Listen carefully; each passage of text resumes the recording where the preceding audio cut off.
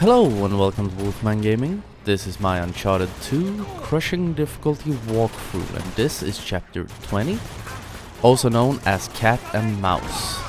And you remember that big old tank from, I think it was chapter 14?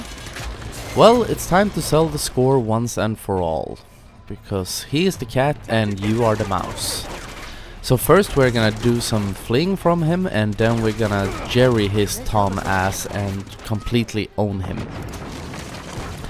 And this chapter is very well designed, because the first time you play it you're probably gonna be quite stressed, because he's on your ass constantly through the first half of this mission.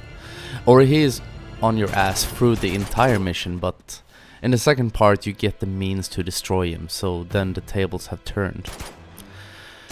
And this mission is also all about knowing the spawns of the enemies. Because, as I said, first time you're playing it, you're probably gonna be very stressed because the music is quite intense at most times, and you don't know where the tank will show up, you don't know how much of a threat he poses.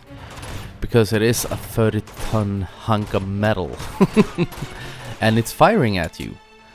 And I can tell you that the tank is the least of your problems in this entire mission.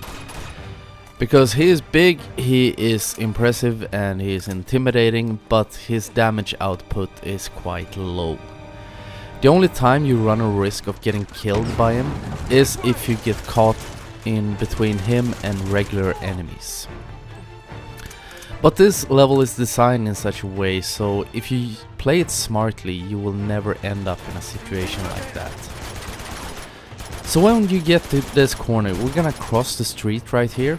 Make sure you kill all the enemies before you try crossing it. There's usually a guy up on that staircase, apparently one of Tenzin's village friends. Shut him down before I had the chance to, so now all we have to do is kill this one guy left. You will know that the coast is clear when you see Tenzin heading for the staircase, then you can make your move.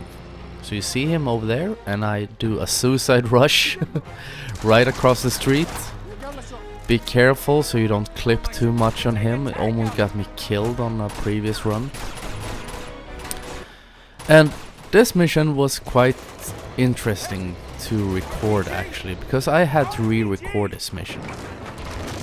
Not due to the fact that my computer didn't delete it this time, the problem I had with my Uncharted 1 walkthrough, but my first playthrough of this, or my first recording run, was terrible.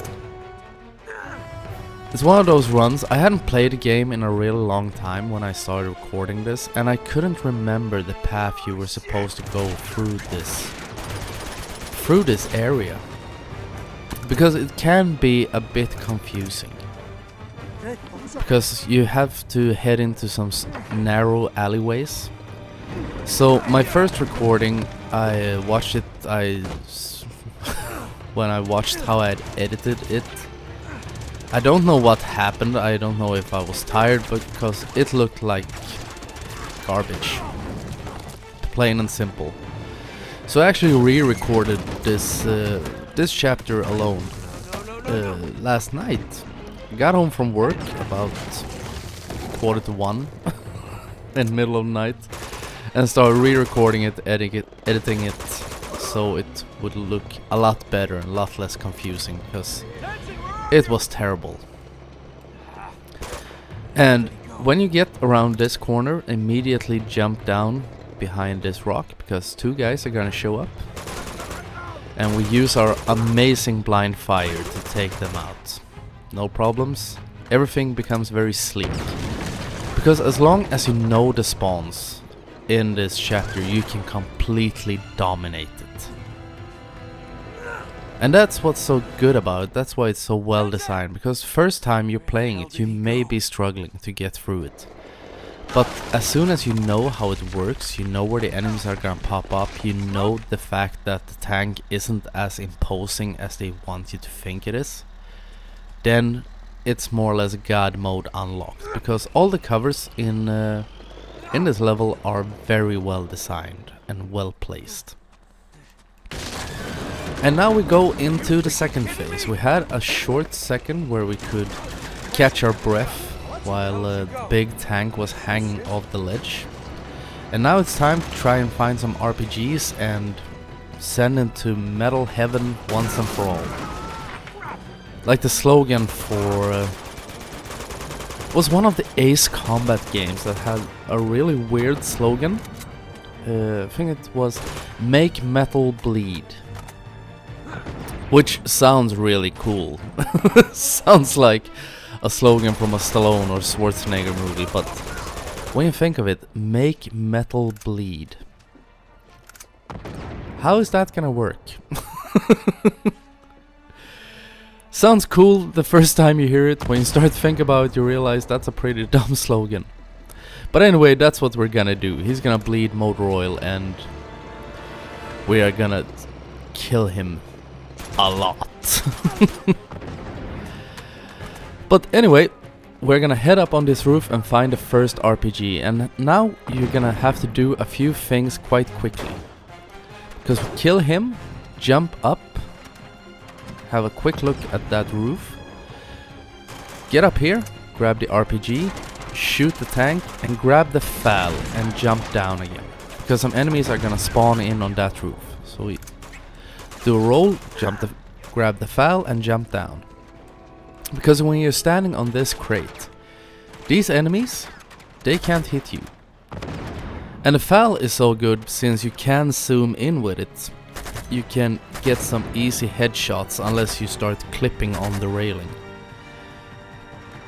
That is one of the drawbacks sometimes with these games, when the aim just doesn't cooperate and the geography decides to troll you. But now those enemies are dead and we can head back up here and shoot these guys on the other side of the street. There are 2 soldiers in that building. So take out the first one.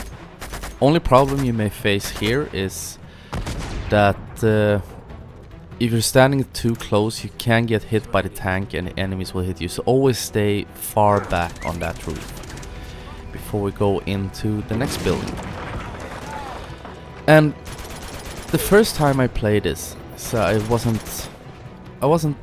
a big fan of this level because I thought it went on for too long.